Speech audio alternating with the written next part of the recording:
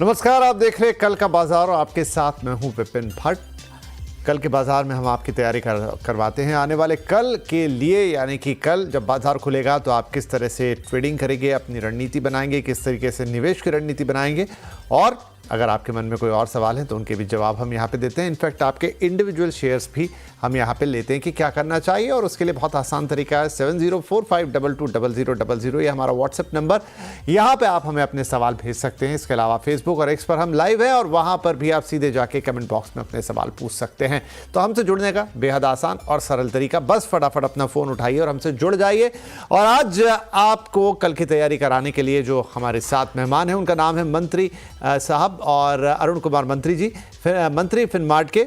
और मंत्री जी, बहुत बहुत स्वागत है आपका, और आपके साथ कल की तैयारी भी करेंगे और साथ में दर्शकों के सवालों के जवाब भी लेंगे। तो चलिए बातचीत होती है, लेकिन उससे पहले ज़रा एक नज़र हम आज के मार्केट पर डाल लेते हैं। निफ्टी वीकली एक्सपायरी पर आज बाजार में एक दायरे में कारोबार देखने को मिला। उतार चढ़ाव भी था, थोड़ा सेंसेक्स 203 पॉइंट गिरा, 75,736 पर बंद हुआ। निफ्टी 20 पॉइंट गिरकर फ्लैट क्लोजिंग ले गया। हालांकि आज के बाजार में मिड कैप और स्मॉल कैप शेयरों में हमने जोश देखा। मिड कैप और स्मॉल कैप इंडेक्स एक बढ़त के साथ बंद हुए हैं।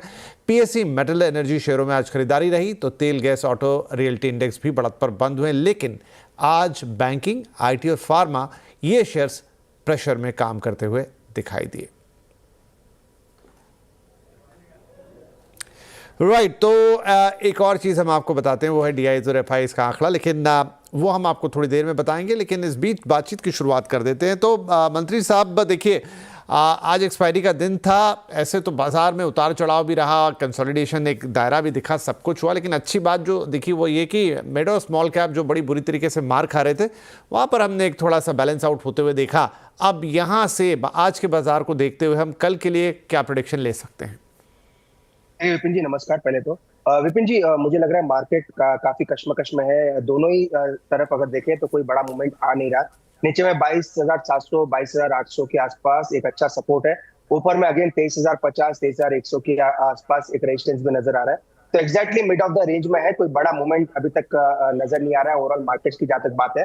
पर एक चीज जरूर समझ में आ रही है कि मिड कैप स्मॉल कैप में कुछ रेस्पाइट जरूर देखने को मिला है, क्योंकि लास्ट अगर 10 दिन का डेटा देखें तो सबसे अच्छा एडवांस डिक्लाइन रेशियो जो है लास्ट 3 दिन में नजर आ रहा है।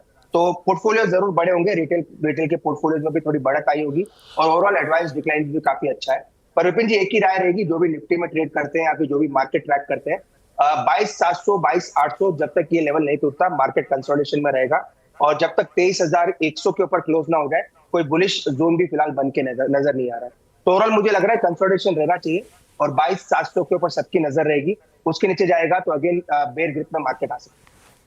ठीक है जी, तो ये लेवल्स काफी दिनों से इनफैक्ट इंटैक्ट, हम रोज ही बात करते हैं। तो 22,700 800 के लेवल, उसके नीचे भी नहीं जा रहा है। वो टूटेगा तो फिर 22,000 तक की बातें हो रही हैं, और ऊपर में 23,000 23,100 तक के लेवल वो टूटे तो फिर कुछ आगे निकले। लेकिन बाजार की रेंज अटक सी गई है, लगभग उसी रेंज में घूमता हुआ बाजार। तो फिलहाल जैसा मंत्री जी कह रहे कि कश्मकश के दौर से गुजर रहा है बाजार, और वो कश्मकश फिलहाल तो जारी दिख रही है। कल हफ्ते का आखिरी कारोबारी दिन होगा। क्या कल ये बाजार अपने लेवल्स तोड़ता हुआ नजर आएगा, वो इनफैक्ट हमें कल ही पता चलेगा। लेकिन आपके लिए जो लेवल्स थे वो आज हमने डिस्कस कर लिए। इसके अलावा मंत्री साहब, कल कुछ पर्टिकुलर स्टॉक्स जहां आपकी नजर रहेगी? डेफिनेटली विपिन जी, मुझे लग रहा है स्टॉक स्पेसिफिक एक्शन काफी ज्यादा है। मिड कैप स्मॉल कैप में तो वैसे भी मोमेंटम है। तो पहला स्टॉक मुझे लग रहा है डीवी स्लैब रहेगा। डीवी स्लैब में एक अच्छा मोमेंटम है। ओवरऑल नेगेटिव न्यूज पे भी स्टॉक रिएक्ट नहीं कर रहा है, तो मुझे लग रहा है पॉजिटिविटी रहनी चाहिए। 5980 के आसपास की क्लोजिंग है, इसी के आसपास मिलता है तो बाय करें। 5876 का स्टॉप लॉस लगाएं और 6220 ये ऊपर में टारगेट रहेंगे। तो पहला स्टॉक होगा डीवी स्लैब। सेकंड अगेन ये भी आप कह सकते हैं मिड कैप स्पेस पे है, तो बर्जर पेंट में खरीदारी की सलाह है। ये स्टॉक लास्ट 4 दिनों से गिर नहीं रहा और अपने एग्जैक्ट ब्रेकआउट लेवल्स के आसपास है। तो 490 91 के आसपास बाय करें, 480 का स्टॉप लॉस लगाए। मुझे लग रहा है 522 तक ये स्टॉक जा सकता है। तो दोनों ही शॉर्ट टर्म में मुझे लग रहा है अच्छा कर सकता है। राइट, तो दो स्टॉक्स आपके लिए, पहला ये बर्जर पेंट्स, यहां पर खरीदारी की सलाह है, शॉर्ट टर्म के लिए देख रहे हैं। यहां पर टारगेट 522 480 का स्टॉप लॉस, और दूसरा डीवीज लैब था 6220 के यहां पे टारगेट्स होंगे, और 5876 ये स्टॉप लॉस लगा के चलिएगा। तो ये दो शेयर जहां पर कल अरुण जी की नजर होगी, आप भी नजर रख सकते हैं। लेवल्स आपके साथ शेयर कर दिए गए हैं। चलिए इसी के साथ अब वक्त हो गया है कि आपके सवाल जवाब लिए जाएं, सिलसिला शुरू किया जाए। प्रदीप सिंह जोधपुर राजस्थान से हमारे पहले कॉलर हैं। प्रदीप जी, बहुत स्वागत है आपका। क्या शेयर्स हैं सर, प्लीज बताइए। Thank you sir. मेरे पास कोचिन शिपयार्ड है 55 की प्राइस का। ओके। 55 शेयर्स हैं, 1421 की प्राइस में लिया है। 4 to 6 मंथ के लिए क्या रहेगा इसमें? 4 से 6 महीने का यहां पर वक्त है। कोचिन शिपयार्ड फिलहाल प्रदीप जी को घाटा है। हर शेयर पे 121 रुपए 55 पैसे का 55 शेयर हैं और जहां से खरीदारी है जिस भाव पे, वहां से नुकसान है। ये अरुण जी क्या करना चाहिए? 2 से 6 महीने रख सकते हैं? देखिए अगेन जहाँ पे इन्होंने बाई किया है उसी के आसपास के शॉर्ट टर्म रेजिस्टेंसेस है 1400-1450 के आसपास ही मुझे लग रहा है स्टॉक अटकना चाहिए। तो एक तो इनको जरूर स्टॉप लॉस मेंटेन करें, 1220 के आसपास का सपोर्ट है तो स्टॉप लॉस जरूर लगाएं, क्योंकि आजकल mid cap stock small cap stocks में मोमेंटम काफी हैवी है। तो 1220 का स्टॉप लॉस लगाए। 1450 तक मुझे लग रहा है बाउंस आ सकता है अगर मार्केट रिकवरी देता है, तो वहां पे अपने पोजिशन को एग्जिट कर दे, पर स्टॉप लॉस 1220 का जरूर लगा के 20 का स्टॉप लॉस लगाइए और 1400-1450 तक के लेवल्स मिल सकते हैं। वहां एक तगड़ा रेजिस्टेंस दिख रहा है टेक्निकल चार्ट्स पे, तो वहां निकलिएगा, फिर बाहर होने की सलाह है। लेकिन फिलहाल 1230 रुपए का, 20 रुपए का इनफैक्ट स्ट्रिक्ट स्टॉप लॉस, ताकि आपका नुकसान और ना हो। 1400 के और 1450 के लेवल पे प्लीज एग्जिट कर जाइएगा। आगे बढ़ते हैं। मिस्टर एन के जैन भोपाल मध्य प्रदेश से कॉल आ रहा है। जैन साहब नमस्कार। नमस्कार सर। क्या है सर, क्या स्टॉक्स लिए? GNFC लिया हुआ है मेरे पास में 598 पे। GNFC 598 पर 200 शेयर्स हैं जैन साहब के पास। एक मेरे पास हाँ जी प्रॉपर्टी है 2850 की रेट पे 300 शेयर। 2850 के भाव पर गोदरेज प्रॉपर्टीज 300 शेयर, उसको भी देख लेंगे। लेकिन पहले GNFC 200 शेयर 598, 4685 यानी करीब करीब 47 रुपए का लॉस। यहां पर कोई नजरिया कितने समय के लिए आप देख रहे हैं? 1 साल का नजरिया है। 1 साल, ठीक है जी। 1 साल का वक्त है अरुण जी। GNFC पे पहले बात कर लेते हैं। लॉस तो है, देखिए अभी तो सभी शेयरों में ये लाल निशान ही दिखता है। क्या करना चाहिए? विपिन जी सभी मिड कैप्स की हालत यही है, तो फिलहाल मुझे लग रहा है स्टॉक ने तो परफॉर्म किया है, अभी तक ब्रेकडाउन के संकेत नहीं है। 520-515 के आसपास सपोर्ट है, तो डेफिनेटली होल्ड करें। हो सकता है मोमेंटम बन सकता है, अगर मार्केट रिकवरी करेगा तो ये स्टॉक अच्छा करना चाहिए। तो 515 का एक स्टॉप लॉस लगा के होल्ड करें। मुझे लग रहा है आने वाले दिन में स्टॉक अच्छा करेगा, पर 515 के नीचे जाएगा तो ब्रेकडाउन होगा, तो उसके नीचे जाता तो एग्जिट कर। ठीक है, 515 के नीचे गया तो ब्रेकडाउन, फिर एग्जिट की सलाह है। लेकिन लग रहा है अरुण जी को कि ये स्टॉक अच्छा कर सकता है। जैसे ही मार्केट में एक बाउंस बैक आएगा, इस स्टॉक में भी आएगा, इसीलिए 515 का स्टॉप लॉस लगाइए और होल्ड कर लीजिए GNFC। दूसरा आपने पूछा था गोदरेज प्रॉपर्टीज, वो ले आते हैं जरा। क्या 2700 के आसपास का कुछ मुझे याद आ रहा है इन्होंने भाव बोला था, लेकिन अभी तो ये 2076 पर कारोबार कर रहा है। यहां क्या करना चाहिए सर? यहां पर भी इनका जो अवधि है, समय सीमा है, वो साल भर की है। समय तो काफी है इनके पास, पर स्टॉक में काफी वीकनेस है। 2300 के नीचे इसका वीकली ब्रेकडाउन हुआ है, और जब तक 2300 के ऊपर ना निकल जाए वापस स्टॉक में कोई मोमेंटम बड़ा आने के चांस कम है। इसलिए 2300 2350 भी आता है तो अपनी पोजीशंस को हल्की करें। 100 डे 200 मूविंग एवरेज उसी के आसपास है, सभी के नीचे चल रहा है। तो स्टॉक में मुझे लग रहा है जैसा मार्केट में मोमेंटम आएगा वैसा ही मोमेंटम देखने को मिलेगा। 2300-2350 आता है तो एग्जिट कर दे। नीचे में स्टॉप लॉस 1990 का जरूर लगाते हैं। 1990 यानी करीब 2000 रुपए के आसपास का स्टॉप लॉस लगा लीजिए यहां पर, और 2300 के आसपास के लेवल्स आते हैं तो एग्जिट करने की सलाह दे रहे हैं गोदरेज प्रॉपर्टीज के अंदर, क्योंकि फिलहाल तो इसका जो चार्ट पैटर्न है वो काफी वीक लग रहा है। तो होल्ड अभी आप करेंगे 1990 के स्टॉप लॉस के साथ, लेकिन 2300 2350 ये स्तर याद रखिएगा, वहां पर आपको एग्जिट करना है। GNFC का भी जो सवाल था आपका, उसमें 515 के साथ होल्ड करना है, और ऊपर अगर आपको भाव मिलते हैं तो फिर ये आगे भी जा सकता है, लेकिन 515 का स्टॉप लॉस लगाइए और इसे परफेक्टली होल्ड कीजिए। चलिए, 2 सवाल हो गए जैन साहब के, आगे बढ़ जाते हैं। अब मिस्टर AM गदवाल साहब हैं हमारे साथ, पुणे से कॉल कर रहे हैं। गदवाल साहब बहुत स्वागत है आपका। क्या सवाल होगा? हेलो, हाँ सर, सवाल पूछिए। टीवी का वॉल्यूम कम कर लीजिए, क्योंकि फिर हम दोनों एक दूसरे को नहीं सुन पाएंगे। हेलो, नमस्ते सर। जी जी, CNBC की तमाम टीम के लिए मेरा नमस्कार आप सभी को। थैंक यू, बताइए सर। मेरा सवाल ये सर, हैप्पीएस्ट माइंड मैंने लिया है और शुरुआत की थी मई 2021 में, और नवंबर 2024 तक 5-5 करते करते 40 शेयर लिया हूँ। एवरेज मेरे को 919 रुपये में मिला है। आगे क्या करना चाहिए इसको? ₹919 का एवरेज है और अभी आप कह रहे हैं 40 शेयर हो गए हैं। ठीक है, ठीक है। अभी तो देखिए ₹676 के आसपास है happiest mind take. Arun ji, क्या सलाह होगी? अगेन इन्होंने धीरे धीरे बाई किया है, पर स्टिल इनके प्राइसेस जो है काफी ऊपर है। वैसे इनकी कोई गलती नहीं है, मार्केट का चाल ही वैसा है कि सभी के एवरेज प्राइसेस काफी ऊपर आ रहे हैं। पर मुझे लग रहा है टेक्निकली अभी भी ठीक ठाक है, कोई बड़ी दिक्कत नहीं है। अगर लॉन्ग टर्म व्यू है 600-620 के आसपास आता है, तो अगर और ऐड करना चाहे तो जरूर ऐड करके चल सकते हैं। ओवरऑल निफ्टी आईटी और मिड कैप आईटी दोनों ही मुझे लग रहा है मोमेंटम में रह सकते हैं। तो 600-620 के आसपास आता तो और थोड़ा बहुत ऐड करें। मुझे लग रहा है मार्केट में जैसे रिबाउंड आ गया, ये स्टॉक काफी अच्छा करना है। ओके, चलिए, तो रिबाउंड आएगा तो अच्छा होगा। फिलहाल होल्ड करने की सलाह है। यहाँ पे आगे बढ़ते हैं। कृष अटल साहब हैं हमारे साथ अब नई दिल्ली से। अटल साहब, बहुत स्वागत है आपका। क्या सवाल होगा sir? Hi, good evening, thank you so much. Good evening जी। मेरा है भारतीय एयरटेल को लेके, मैंने 1700 में 140 शेयर्स लिए थे एंड अभी कोई स्टॉप लॉस नहीं लगा रखा है, तो क्या करना चाहिए अब? ठीक है, भारतीय एयरटेल कोई स्टॉप लॉस नहीं है, 1701 की खरीदारी, ₹57 का लॉस, क्या करें? अरुण जी।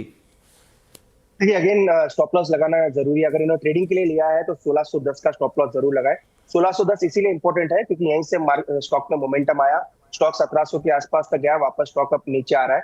तो ट्रेडिंग के लिए लिया है तो 1610 का स्टॉप लॉस जरूर लगाए। 1610 के नीचे जाएगा तो इसका मोमेंटम फिजल आउट हो सकता है। ऊपर में 1700, 1720 इसी के आसपास के रेजिस्टेंसेस है। तो स्टॉक तो अच्छा चुना है, पर स्टॉप लॉस जरूर लगाए। 1610 का स्टॉप लॉस सिस्टम में जरूर लगाते हैं।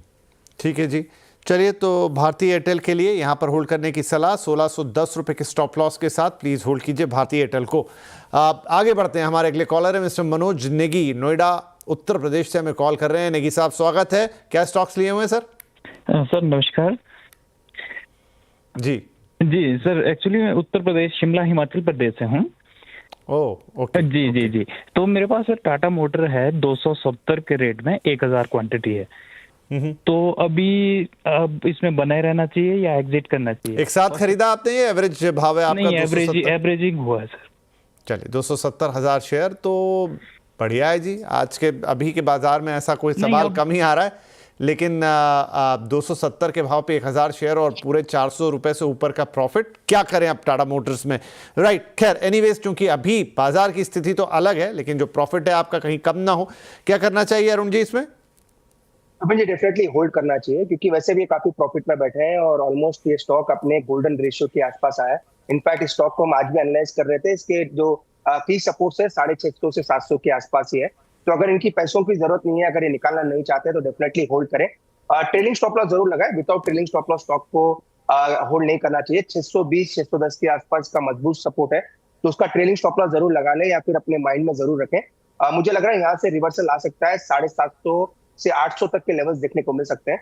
तो वैसे भी ये डीप इन द मनी है, तो कोई दिक्कत नहीं है। स्टॉप लॉस 620 के आसपास का ट्रेलिंग का लगाए, ऊपर में 800 के आसपास के टारगेट देखने को मिल सकते हैं। जी, चलिए, तो यहां पर टाटा मोटर्स को होल्ड करने की सलाह, ₹620 के स्टॉप लॉस के साथ आप टाटा मोटर्स को होल्ड कर सकते हैं, ताकि आपका जो फायदा है वो कम ना हो और बाकी आप संभाल के रखिए, ऑलरेडी आप फायदे में हैं। हमारे अगले कॉलर है चंचल सिंह, नई दिल्ली से हमें कॉल कर रहे हैं। चंचल जी, स्वागत है। क्या शेयर्स हैं आपके पास? नमस्ते, मेरे पास 40 शेयर्स हैं गोल्डफ्रे फिलिप्स के। ओके जी, गॉडफ्रे फिलिप्स के 40 शेयर 5780 के भाव पर आप भी प्रॉफिट में हैं सर, बधाई। चलिए, अच्छी बात है। तो क्या करेंगे इस पे अरुण साहब? गॉडफ्रे फिलिप्स महंगा शेयर है, 40 शेयर रखते हैं और फिलहाल करीब करीब ₹200 के प्रॉफिट में है। विपिन जी, मुझे लग रहा है इंट्राडे या कह सकते हैं या फिर शॉर्ट टर्म एक डिप आ सकता है, वापस इनके प्राइसेस के आसपास ये देखने को मिल सकते हैं। तो अगर एक शॉर्ट टर्म के लिए लिया है तो एक बार का प्रॉफिट बुक जरूर करें। एक बार का मुझे लग रहा है वापस ये स्टॉक 5600 या 5700 तक आ सकता है, तो फिर री एंट्री कर सकते हैं। तो एक अच्छा एक जॉबिंग अपॉर्चुनिटी इनको मिल सकती है। तो ₹200 के आसपास का फायदा है, एक बार का बुक कर ले। टेक्निकली मुझे लग रहा है 5700 तक स्टॉक आएगा, तो फिर वापस ये री एंट्री करके चल सकते हैं। तो ₹200 के आसपास की जॉबिंग का मौका इनको स्टॉक में देखने को मिल सकता है। ठीक है जी, तो अभी फिलहाल तो आपसे कह रहे हैं जी प्रॉफिट बुक कर लीजिए, मौजूदा स्तर पे ऑलरेडी प्रॉफिट में 5700 तक जा सकता है अभी ये, वहां पे दोबारा खरीदारी कर सकते हैं और फिर से ये स्तर मिले तो ₹200 के लिए फिर से खेलने का मौका मिलेगा फायदे के लिए। तो टेक अ चांस, ये आप कर सकते हैं। अरुण जी आपको सलाह दे रहे हैं फिलहाल, क्योंकि प्रॉफिट में है और बाजार देखिए अभी इसमें भी गिरावट है, तो आप अपना प्रॉफिट बुक करें और 5700 पे दोबारा आप री एंट्री इस शेयर में ले सकते हैं। आगे बढ़ जाते हैं हम। संजय निगम साहब हैं, हमें जयपुर से कॉल कर रहे हैं। संजय जी स्वागत है। कौन से स्टॉक्स में निवेश किया है आपने? सर मैंने sir Garden Reach Shipping Corporation में I am holding 54 shares at the rate of 2188 रुपए। ठीक है, तो बड़ा loss. Suggest me what to do. हाँ सर, हाँ जी, बड़ा लॉस है। कोई नहीं, इस समय बाजार की स्थिति ऐसी है ही, नुकसान हो रहा है सबको। संजय निगम साहब हैं जयपुर से, तो अरुण जी क्या करना चाहिए? गार्डन रीच शिप बिल्डर्स में इनको करीब 800 रुपए के ऊपर का नुकसान। देखिए विपिन जी, ओवरऑल डिफेंस स्टॉक्स में मोमेंटम नीचे का ही है, पर अभी भी अपने मजबूत सपोर्ट को स्टॉक्स होल्ड कर रहे हैं। नो डाउट उनकी बाइंग 2100 के आसपास है, अभी 1300 के आसपास चल रहा है, तो यहाँ पे तो डेफिनेटली एग्जिट की राय नहीं है, क्योंकि बाउंस जरूर देखने को मिल सकता है। ऊपर में 1550 1600 के आसपास के रेजिस्टेंसेस है, तो वहां तक तो मुझे लग रहा है बाउंस एक्सटेंड होगा, तो होल्ड करें फिलहाल। 1550 1600 तक के टारगेट्स आ सकते हैं। स्टॉप लॉस जरूर लगाएं। इसका जो गोल्डन रेशियो कह सकते हैं, मूविंग एवरेज का सपोर्ट 1200 के आसपास है, तो 1200 का एक स्टॉप लॉस जरूर मेंटेन करें। मुझे लग रहा है मोमेंटम पॉजिटिव बन सकता है और 1600 तक स्टॉक वापस जा सकता है। स्टॉप लॉस लगाएं और इसे जाते हुए देखें 1600 तक। आपका तो पूरा प्राइस नहीं आएगा, लेकिन फिलहाल 1200 के साथ होल्ड करें। 1600 जाए तो निकल जाइएगा, घाटा जरूर आपका कम होता हुआ नजर आएगा। अगले कॉलर है मिस्टर अमृत फ्रॉम हरियाणा। अमृत भाई नमस्कार, क्या शेयर्स हैं आपके पास? नमस्कार जी, मेरे पास टाटा पावर और एनटीपीसी ग्रीन के हैं जी। अच्छा, पावर सेक्टर आपको अच्छा लगता है। कितनी क्वांटिटी है सर? 200 है पावर की तो, ओके, और उसके 100 है एनटीपीसी ग्रीन के। अच्छा ठीक है, तो चलिए पहले टाटा पावर की बात कर लेते हैं, एनटीपीसी का भी हाल देख लेते हैं। दोनों में आपको थोड़ा थोड़ा नुकसान है, पर टाटा पावर में थोड़ा ज़्यादा नुकसान है। जिस भाव पे आपने लिया है 200 शेयर 375 के भाव पर टाटा पावर के, और अमृत भाई को है 17 रुपये का नुकसान। तो क्या करना चाहिए अरुण जी टाटा पावर में? मुझे एवरेज करना चाहिए अगर डिप मिलता है, क्योंकि 3 दिन से थोड़ा चल चुका है, पर नीचे में 340-45 के आसपास मिलता है तो एवरेज करें। इसके वीकली सपोर्ट के एग्जैक्ट रेशियो के आसपास से स्टॉक ऊपर जा रहा है, तो 340-345 किसी भी वजह से अगर नीचे आता है तो एवरेज करें। 330 का एक स्टॉप लॉस लगाए, ताकि आपका एक जो रिस्क रहे वो डेफिनेटली डिफाइंड हो जाए। 345 के आसपास है तो एवरेज करें। ऊपर में 380 385 ये टारगेट्स मुझे लग रहा है टाटा पावर में आ सकते हैं। एनटीपीसी ग्रीन का कोई ज्यादा चार्ट नहीं है मेरे पास, तो उसमें कोई स्पेसिफिक राय नहीं है, पर ओवरऑल इसका जो मजबूत सपोर्ट नजर आ रहा है, जो साइकोलॉजिकली कह सकते हैं 99 से 100 के आसपास है। अगर नीचे के पाइवट लेवल्स निकालते हैं तो 100 रुपए और 99 इसी के आसपास का स्टॉप लॉस लगा लें। अगर स्टॉक को अगर नीचे 100 के नीचे जाएगा तो वीकनेस बढ़ सकती है। तो एक चीज और ये भी कर सकते हैं, अगर एनटीपीसी ग्रीन को पूरा टाटा पावर में भी कन्वर्ट कर देंगे तो भी मुझे लगा है वहां पे भी अच्छा एक फायदा देखने को मिल सकता है। ठीक है, बढ़िया सलाह। तो आई होप आपने नोट की होगी। और अमृत जी, तो क्या क्या करना है? और इवन आप पूरा एनटीपीसी से निकल के टाटा पावर में भी इन्वेस्ट हो जाते हैं तो एक ऑप्शन वो भी है आपके पास। अगले कॉलर है मितिन अरोड़ा फ्रॉम दिल्ली। मितिन भाई स्वागत है आपका। आपने क्या क्या शेयर्स लिए हैं बताइए प्लीज, और किस भाव पे लिए हैं, और नजरिया भी कितना कितना होल्ड कर पाएंगे? सर मेरे पास 436 रुपए से HBL इंजीनियरिंग है, 50 क्वांटिटी शेयर है और लंबी अवधि का नजरिया। 436 रुपए पर है या कि 50 रुपए पर है? 436 436 ये आपका भाव है? हाँ जी, 50 क्वांटिटी है। और HTC हिंदुस्तान कंस्ट्रक्शन में 500 क्वांटिटी है 48 की रेंज में, तो उसमें एवरेज कर सकते हैं क्या? लॉन्ग टर्म व्यूज है, ये भी बता देना। और एक शिपिंग कॉर्पोरेशन है मेरे पास, 300 क्वांटिटी है 342 रुपए से एवरेज, तो उसमें एवरेज आगे कर सकते हैं या आगे मतलब क्या करना है? लॉन्ग टर्म व्यू है। ठीक है, दोनों पे भी ले लेंगे, लेकिन पहले तो आपका HBL इंजीनियरिंग देख लेते हैं। हमने करेक्शन कर दिया उसमें कि 436 माफ़ कीजिए 436 के भाव पे आपके पास 50 शेयर हैं। अब ताज़े उसमें देख लेते हैं। नहीं, अभी भी ये उल्टा ही है। एनीवेज, तो क्या करना चाहिए सर यहाँ पर HBL इंजीनियरिंग में? डेफिनेटली होल्ड करें। ये स्टॉक अभी भी स्ट्रॉन्ग बायस के साथ ट्रेड कर रहा है, क्योंकि वीकली चार्ट में अभी भी सपोर्ट 450 430 के आसपास है, तो एग्जैक्टली इनके बाई प्राइस के आसपास ये सपोर्ट है। तो अपने कॉस्ट को जो है या फिर अपने स्टॉप लॉस को अपने कॉस्ट पे ले आए। मुझे लग रहा है स्टॉक 540 560 तक अपनी रैली बना सकता है। स्टॉक मजबूत है तो डेफिनेटली होल्ड करें, कोई दिक्कत नहीं है। अगर थोड़ा लंबा व्यू भी रखते हैं तो मुझे लग रहा है ये स्टॉक 540 से 580 तक ऊपर के लेवल दिखा सकता है। ठीक है, एचबीएल इंजीनियरिंग होल्ड करें, 580 तक के लेवल्स यहाँ देखने को मिल सकते हैं। इसके अलावा इनके दो क्विक सवाल थे, एससीसी और SCI, shipping corporation of India और हिंदुस्तान कंस्ट्रक्शन। तो पहले एससीसी ले लेते हैं, उसमें क्या राय रहेगी सर? इन्होंने पूछा एवरेज करने की, क्या इसको एवरेज कर सकते हैं? तो एवरेज करने की सलाह तो नहीं है, क्योंकि अभी भी मल्टीपल सपोर्ट से स्टॉक तोड़ चुका है। जब तक ये स्टॉक 30 के ऊपर वापस नहीं निकलता, कोई एवरेजिंग की सलाह नहीं है। सपोर्ट अगर बात करें तो 25 रुपए के आसपास का सपोर्ट है, तो अगर स्टॉप लॉस लगाना चाहे तो 25 का जरूर लगाए। और जब तक ये स्टॉक 30 रुपए के ऊपर ना निकल जाए, कोई बड़ा मोमेंटम मुझे नहीं लग रहा इसमें आएगा। सेकंड, एससीआई भी अगेन सेम चार्ट है, एससीआई का सपोर्ट भी 150 148 के आसपास है। ये स्टॉक भी जब तक ऊपर में 185 का लेवल नहीं निकालता, इसका भी मोमेंटम नीचे की तरफ ही है। तो इन दोनों स्टॉक में एवरेज ना करें, अगर इसमें स्टॉप लॉस लगाना चाहे तो 148 के आसपास जरूर लगा करें। ठीक है, तो एससीआई ना एससीसी दोनों में एवरेजिंग की आपने सलाह मांगी थी, तो लेकिन नहीं करना है, स्टॉप लॉस लगा के होल्ड कर लीजिएगा। ठीक है, चलिए इसी के साथ वक्त हो गया एक ब्रेक लेने का। ब्रेक के बाद कुछ और सवाल लेंगे।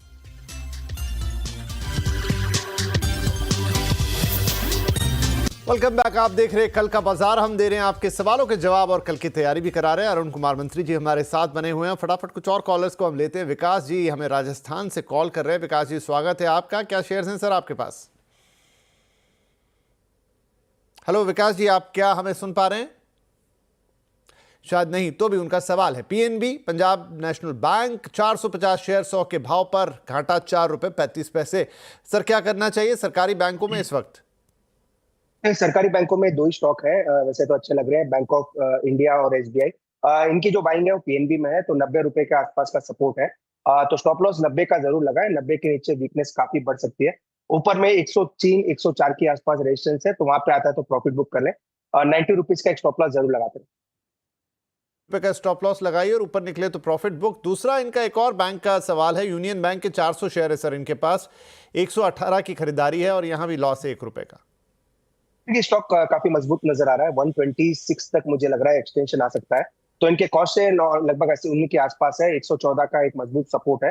तो छोटा स्टॉप लॉस लगाए 114 के आसपास। अगर थोड़ा लंबा व्यू रखते हैं तो स्टॉप लॉस 108 के आसपास आता है। टारगेट की जहां तक बात है 125 और 128, ये दो टारगेट्स रहेंगे। तो टारगेट्स आता है तो प्रॉफिट बुक कर ले। नीचे में छोटा स्टॉप लॉस लगाते हैं शॉर्ट टर्म में तो 114। अगर थोड़ा लंबा व्यू रखते हैं तो 108 के आसपास का इसका स्टॉप लॉस बैठता है।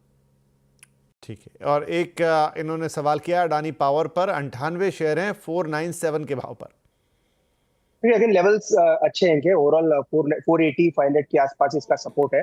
पर एग्जैक्टली क्योंकि स्टॉक न्यूज में है और वॉल्यूम्स काफी अनइवन है, इसलिए स्टॉप लॉस मेंटेन करें 470 का। 470 लास्ट 3 हफ्तों की लोज है, तो 470 का एक स्टॉप लॉस लगाए। ऊपर में 528 और 535, ये दो इमीडिएट टारगेट्स हैं। ठीक है, चलिए इसी के साथ मुझे पता लग रहा है कि वक्त हमारा हो गया है समाप्त। तो अरुण जी सबसे पहले तो आपको बहुत बहुत धन्यवाद, आपने वक्त निकाला। लेकिन जाने से पहले कोई डिस्क्लोजर्स? विपिन जी, काफी स्टॉक्स की डिस्कशन हुई, सेम व्यूज सभी के साथ शेयर किया है। क्लाइंट्स के पोर्टफोलियोज में जरूर हो सकते हैं, क्योंकि measure of the stocks trading point of view से भी रहते हैं। पर्सनली कोई भी स्टॉक मेरे पोर्टफोलियो में नहीं। बहुत बहुत शुक्रिया सर दर्शकों को कल की तैयारी कराने के लिए, उनके सवालों के जवाब देने के लिए। और इसी के साथ हम आपसे इजाजत लेंगे। कल के लिए ढेर सारी शुभकामनाएं। हफ्ते का आखिरी कारोबारी दिन होगा, संभल कर और मुनाफे वाला ट्रेड कीजिएगा। नमस्कार।